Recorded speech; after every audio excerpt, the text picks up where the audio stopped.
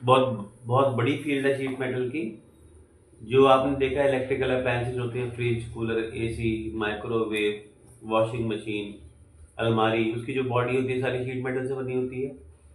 जो गाड़ियाँ चलती हैं, ऑटोमोबाइल व्हीकल्स, ये भी सारे शीट मेटल में बने होते हैं।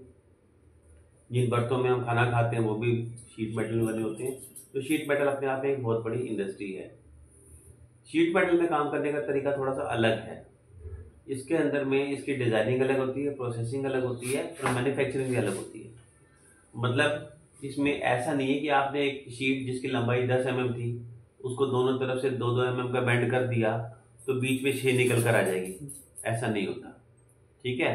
जब इसको बेंड करते हैं तो जो बाहर वाला हिस्सा है शीट मेटल का, ये शीट मेटल ही है। जो बाहर वाला हिस्सा है ये स्ट्रेच होता है, इस पे खिंचाव पड़ता है। और अंदर वाला जो हिस्सा है ये वाला, इसमें कॉन्ट्रैक्शन होती है, ये दबता है ना। एज अ रिजल्टेंट जो इसकी लेंथ निकल कर आएगी वो 6 नहीं होगी, या तो 6 से ज़्यादा होगी या 6 कम होगी। मतलब बेंड करने के बाद कभी भी सेम साइज नहीं रहता, या तो बढ़ती है या घटती है। और ये डिपेंड करती है कि अंदर की तरफ से घटी ना, बाहर की तरफ बढ़ी। तो ये डिपेंड करता है कि वो बढ़ेगी या घटेगी, कि हमने शीट की थिकनेस कितनी ली है, नंबर 1 उस पर डिपेंड करता है। और नंबर 2 इस पर डिपेंड करता है कि वो शीट कौन से मेटल की है। अगर वही चीज़ एल्युमिनियम की तो अलग होगा, एसएस है तो अलग होगा। वही चीज़ ब्रॉन्ज की है, वही चीज़ गोल्ड की है, तो सब के ऊपर में उसका अलग इफेक्ट आएगा और अलग रिजल्ट आएगा। ठीक है। तो शीट मेटल में 0.1 mm से लेके 1 mm से लेके 13 mm तक की जो भी होती है उसे हम शीट मेटल मानते हैं। ठीक है। इससे बड़ी जो हो जाती है, अगर 13 mm से ज़्यादा मोटाई के अंदर आ गई शीट तो वो प्लेट बन जाएगी। और जब वो प्लेट बन जाएगी तो उस पे ऊपर अलग तरीके से ट्रीटमेंट किया जाएगा, उसमें फिर वेल्डमेंट यूज़ की जाती है। हमने यहाँ से ले लिया पार्ट और सिलेक्ट करके ओके करा। यही पार्ट के अंदर ही आपको शीट मेटल का ऑप्शन भी मिलेगा।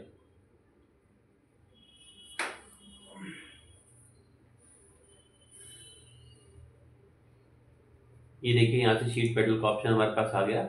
शीट मेटल जब हम लेते हैं तो आप देखो सिर्फ एक ऑप्शन काम कर रही है, बाकी सब ऑफ है। ये सबसे पहली ऑप्शन है बेस फ्लेंज, जिसे हम कहते हैं। ठीक है। शीट मेटल में मैंने ये बेस फ्लेंज दिया, इसने आपसे कहा एक सिलेक्ट करो आप फेस। हमने एक फेस सिलेक्ट करा और हमने यहाँ पर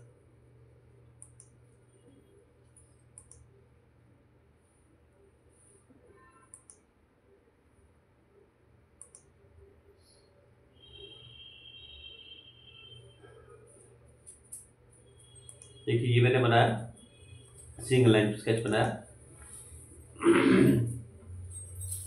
और इसको बनाने के बाद मैंने बेसिकली एक्सट्रूड कमांड जैसा है, जैसे मैंने इसको बनाने के बाद में ओके करा तो आपने देखा ये हमारे को एक्सट्रूड जैसा नजर आ रहा है। और एक बात हमने और ध्यान दी कि इसने ऑटोमेटिकली जो कॉर्नर था वह बेंड लगा दिया। तो शीट मेटल पे जब हम काम करते हैं तो उसमें बेंड लगता ही लगता है, जैसे आप देख रहे हो। हमने यहाँ से ये शीट की मोटाई थी, ये देखो मैं शीट को बढ़ा रहा हूँ तो इस शीट की मोटाई बढ़ती नजर आ रही है हमें। और ये तो हमने सीखा ही हुआ है डायरेक्शन 1 और 2, ये तो हम पहले एक्सट्रूड कमांड में जो सीखा था वही है।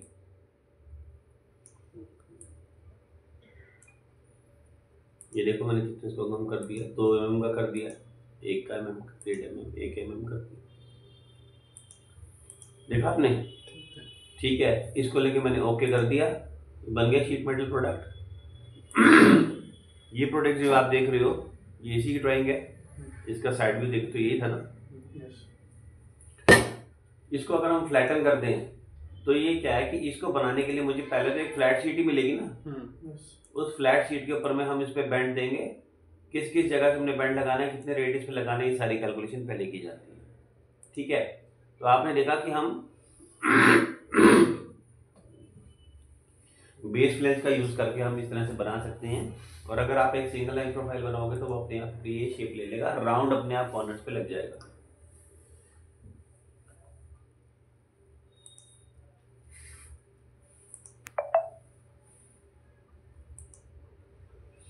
फिर से दोबारा अब की बार मैंने बनाया, लेकिन अब की बारी मैंने, पिछली बारी हमने ओपन प्रोफाइल बनाया था, अब की बार मैं जो बना रहा हूँ ये अभी क्लोज है।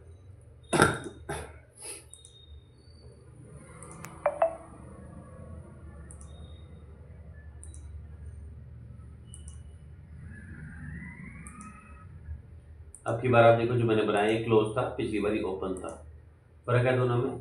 इसे भी हम ओके करते हैं तो ये शीट मेटल में देखिए वैसे ही बनकर आ गया जैसे हम एक्सट्रूड करते हैं। रिवर्स डायरेक्शन करने पे आपको मोटाई ऊपर की तरफ चाहिए, नीचे की तरफ चाहिए, हम ये दे सकते हैं। ठीक है, हम इसे ओके कर देते हैं। तो जैसे आपने सबसे पहला फीचर बेस वाला बना दिया, आपने देखा सारे कमांड काम करने लगे। ये तो इससे पहले कुछ काम कर ही नहीं रहा था। अगला ऑप्शन हम इसमें सीखेंगे जिसका नाम है एज फ्लेंज। एज फ्लेंज का मतलब क्या होता है, आप किसी भी एज को सिलेक्ट करो, जैसे मैंने इस वाली एज को सिलेक्ट करा और आपने देखा कि इसके साथ भी यहाँ से इसको एक्सट्रूड कर दिया इसने एक तरीके से। ये देखो आप इसके एंगल को सेट कर सकते हो यहाँ पे, ठीक। और आप चाहें तो ये यहाँ पर देखो जो रेडियस इसने अपने आप, हम जितनी भी शीट की मोटाई रखते हैं नॉर्मली उसका डबल रेडियस लेता है। अगर मैंने 2 mm शीट रखा तो 4 mm का रेडियस इसने अपने आप ले लिया यहाँ पे। अगर आप इस रेडियस को बदलना चाहते हो तो आप यहाँ से इस रेडियस को ज़्यादा कम भी कर सकते हो। डिफ़ॉल्ट रेडियस ही अपने आप ले लेता है उसका डबल। ठीक है, यहाँ पर आप देखो कि इसकी लंबाई आ रही है। अगर हमने यहाँ से एंगल को 90 डिग्री का दिया तो ये बिल्कुल सीधा आ रहा है।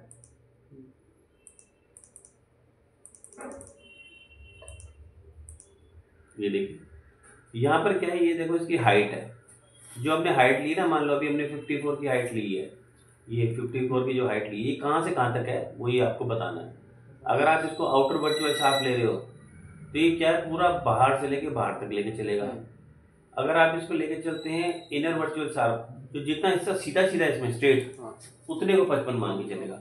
मतलब यहाँ से लेके यहाँ तक 55 हुआ इस केस में, है ना। और जो ये वाला है इसमें टेंजेंट दिखा रहा है। टेंजेंट बैंड में क्या है, टेंजेंट जहाँ राउंड है ना, राउंड के सेंटर से लगभग, तो आप देखो तीनों कंडीशन में इसकी हाइट भी छोटा बड़ा होता हुआ दिखाई दे रहा है। ठीक है तो ये चीज़ भी हमें इम्पोर्टेंट है ध्यान रखना कि हमें लेंथ कहाँ से चाहिए, क्योंकि जरा सी भी अगर आपने फर्क गलत डाल दिया उसमें तो आपका प्रोडक्ट जो है वो फेल हो जाएगा। थिकनेस उसकी इधर उधर होगी तो काम खराब हो जाएगा सारा का सारा। इसी तरह से फ्लैंज की पोजीशन है, ये जो हमने फ्लैंज अभी बनाया इसको अगर आप चाहो तो आप मटेरियल इनसाइड करेंगे तो अंदर की तरफ चले जाएगा। अगर आप इसको आउटसाइड करना चाहते हो तो बाहर की तरफ चले जाएगा। इस तरह से इसको जहाँ भी पोजीशन है सेंटर में चला जाएगा। और आप ऑफसेट करोगे तो थोड़ा दूर भी ले लेगा इससे। मैंने 10 mm का ऑफसेट दिया था, 15 का ऑफसेट किया तो दूर हो गया। इस तरह से हम इसमें बना सकते हैं, जैसे हम फ्लैंज कहते हैं। बेंड अपने आप आएगा ही आएगा, बिना बेंड के आप इसको नहीं लगा नहीं सकते। ठीक है, फिर हमारे पास यहाँ पे एक ऑप्शन है हेम का। हेम में क्या होता है, जैसे अभी शीट है ये आगे से तो ओपन है, अगर कोई बहुत पतली शीट है तो ब्लेड की तरह काम करेगी, फिर तो वो है ना 1 mm की शीट तो ब्लेड की जैसा काट देगी। ऐसे में हमारे पास एक ऑप्शन हेम का होता है। जब आप हेम ऑप्शन लेते हो तो फिर से आपसे किसी एज को सिलेक्ट करने के लिए कहता है, हमने यहाँ से एज को सिलेक्ट करा। अब यहाँ पे हमारे पास अलग अलग तरह से है हेम, इसको समझते हैं। नंबर 1 जो हमें हेम मिला है इसका नाम है क्लोज।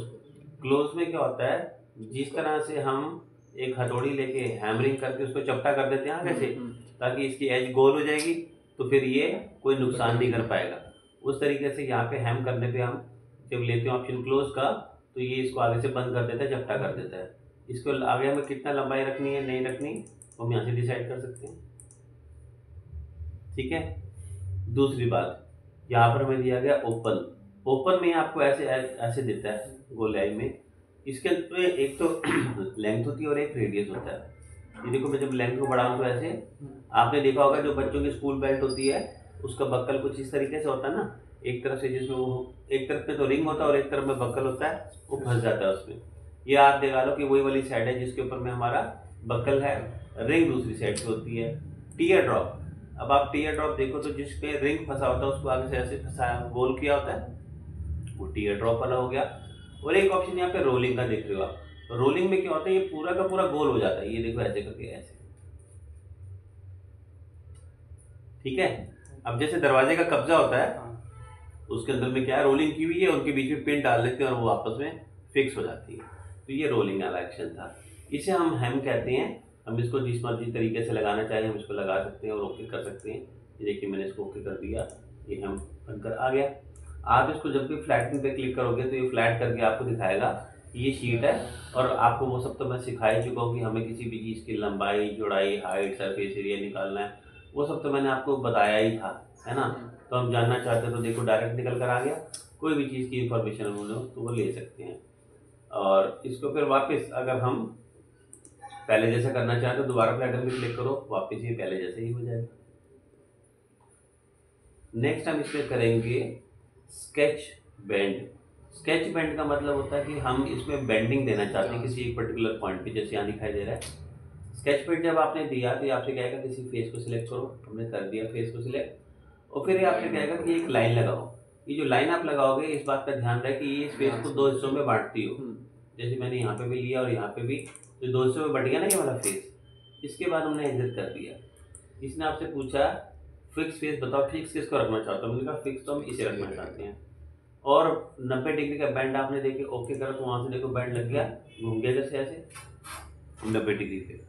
फिर से देखो हमने क्या किया, हमने यहाँ से ऑप्शन दिया स्केच बैंड का, हमने फेस सिलेक्ट करा। यहाँ पे भी हमें लगाना है, कोई जरूरी नहीं कि हम मिड पॉइंट से लगाएं, ऐसे भी लगा सकते थे। हमने लगा दिया। इसके बाद में हमने क्या कर दिया, एग्जिट कर दिया। इसने पूछा फिक्स बताओ फेस, हमने फिक्स फेस सिलेक्ट करा इसका और लेके हमने इसको यहाँ से बैंड अप्लाई हो गया। मेडिकल डिवाइसेस की जो कंपनी होती है उसके अंदर में सारा काम मैक्सिमम शीट मेटल में ही होता है। तो आपने देखा इस तरीके से हम स्केच बेंड कर सकते थे। लगानी लाइन नहीं है, आर्क के सर्कल से नहीं लगेगा बेंड, ठीक है। इसके बाद में हमारे पास अगला ऑप्शन है, फिर इसके बाद में हमारे पास अगला ऑप्शन इसमें जॉब का दिया हुआ है। जॉब हम जब लेते हैं इसमें तो फिर इसमें भी वैसे ही ठीक स्केच के जैसे आप जाओ, एक पॉइंट लो, एक लाइन लो, एक ये लगा लो इसमें और इसको ऐसे करके हम इसको एग्जिट करते हैं। जॉग में और इसमें फ़र्क क्या है, जॉग में और इसमें भी फिक्स स्पेस कहता है आपसे सिलेक्ट करने के लिए। हमने फिक्स स्पेस यहाँ से सिलेक्ट कर लिया इसे। तो यहाँ पर आप देखो क्या होगा, ये ऐसे बना के देगा जैसे स्पीड ब्रेकर होता है। जब हम जॉग लगाते हैं तो इसमें दोनों चीज़ें आ जाती हैं। एक तो आ जाती है इसकी वर्टिकल हाइट, ये भी देखो जो 20 थी इसको बढ़ा रहा हूँ 30-40 में कर रहा हूँ तो इसकी हाइट बढ़ती नजर आ रही है। और एक आ जाता है जॉग एंगल, ये देखो ये जॉग एंगल है, इसको हम आगे पीछे कर सकते हैं जो टेपर बीच में दिया हुआ है, ठीक है। इसमें भी जो आप हाइट लेना चाह रहे हो कहाँ से कहाँ के देना चाह रहे हो, आउटसाइड ये हो गया। ये देखिए इसमें हमारे पास ओवरऑल डायमेंशन लेंगे तो ओवरऑल डायमेंशन देखो पूरा आ गया टोटल। और इसमें बीच बीच की हाइट है तो आपको हाइट में भी फर्क दिखाई दे रहा है, जो हमें दी गई है हम वही इस पे लेके चलेंगे, ठीक। हमारे पास एक ऑप्शन क्लोज ब्रेक का है। क्रॉस ब्रेक में क्या होता है, आप सिलेक्ट करते हो तो ये किसी भी चीज को उसका सेंटर निकाल के हमें दे देता है, ये ऐसे क्रॉस आ गया ना, एक तरह से इसने सेंटर ऑफ द फेस निकाल के दिया। कटा हुआ नहीं है ना, नहीं कटा हुआ नहीं है, बस इसका सेंटर निकालने के लिए।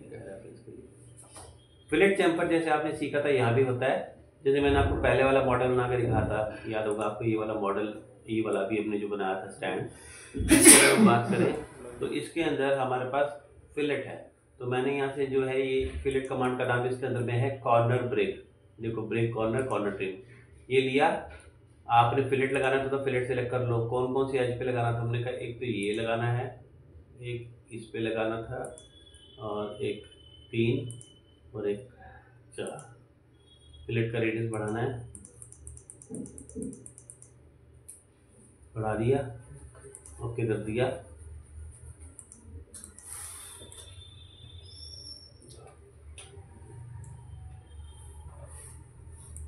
अगर अगर रेडियस एप्लीकेबल होगा तो ही लगाएगा, अगर वहाँ पॉसिबल नहीं होगा तो नहीं लगाएगा। ये देखिए ज़्यादा दे दिया था मैंने, अब मैंने कम कर दी वैल्यू तो लग कर आ गया, ठीक है। इसमें हमारे पास कमांड एक्सट्रूड कट का भी है। अगर आपको किसी चीज़ की कटिंग ही करनी है तो एक्सट्रूड कट पर आ जाओ। हमने यहाँ से एक्सट्रूड कट लिया, सिलेक्ट कर लिया,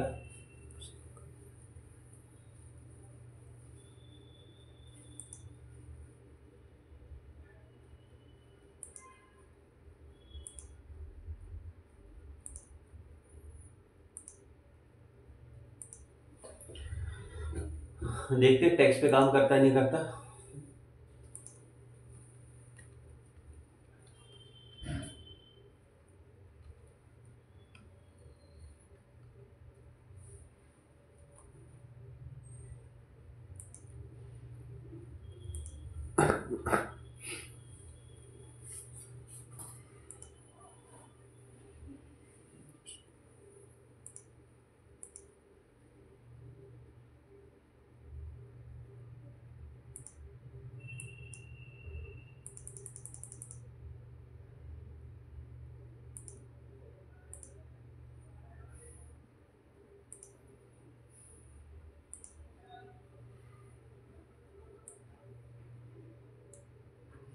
एक्सट्रूड कट लगाया था, लिंक टू थिकनेस कर दूंगा तो इतनी मोटाई जिसकी इतनी थी उतनी मोटाई अपने आप ले लेगा।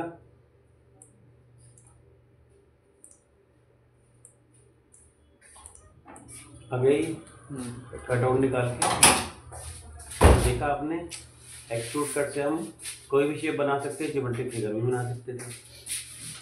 ठीक है, और ये सिंपल होल दिया हुआ है क्योंकि इसमें हमारे पास दूसरे तरह के होल्स की ऑप्शन है नहीं। जैसे कि हमारे पास होल होता है counterbore, countersink, tapered hole, कई तरह के होल होते हैं। अब यहाँ पर क्या है, शीट मेटल की तो थिकनेस इतनी कम होती है कि उसके अंदर में इतने तरह के होल बन ही नहीं सकते, तो सिंपल होल ही बन सकता है। इसमें हम यहाँ से ऑप्शन लेंगे सिंपल होल का। आप जो भी सिलेक्ट करेंगे, ये हमने दे दिया यहाँ से होल। हाँ, आप बस ये कर सकते हो मैक्सिमम कि एक सिंपल होल बनाने के बाद आप उसको टेपर कर सकते हो आगे से, तो पेज तो रुक ही जाएगा ना उसमें। जैसे इन्वर्टर पे देखा होगा ना, इन्वर्टर जैसे होता है, इन्वर्टर में उसमें पेज तो कसा होता है ना, तो ऊपर से क्या है, नीचे से वो ऐसे टेपर में होता है, तो पेज कसा जाता है फिर उसके अंदर ही। ठीक है, इनके बीच में आ जाता है पेज। सिंपल होल हम इसमें लगा पाते हैं, जैसे मैंने आपको यहाँ पे लगा के दिखाया। ठीक है, एक्सट्रूड कट से हम कोई भी फीचर ये लिया मैंने और इसको लेके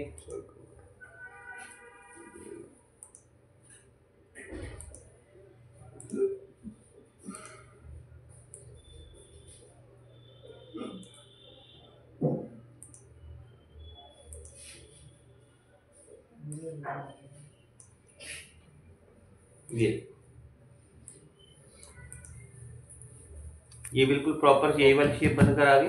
ये देखो, इस शीट मेटल में बनाया हुआ है। ठीक है, तो इस तरीके से हम शीट मेटल में काम करते हैं। ठीक, तो आज मैंने आपको ये सब कमांड कराया, इसकी प्रैक्टिस करके देखो, आसान है और इंटरेस्टिंग भी है। बाकी नेक्स्ट क्लास में मंडे को करेंगे। डाउट था जी, अभी नहीं, क्लास है मेरी, फिर वो क्लियर होता नहीं।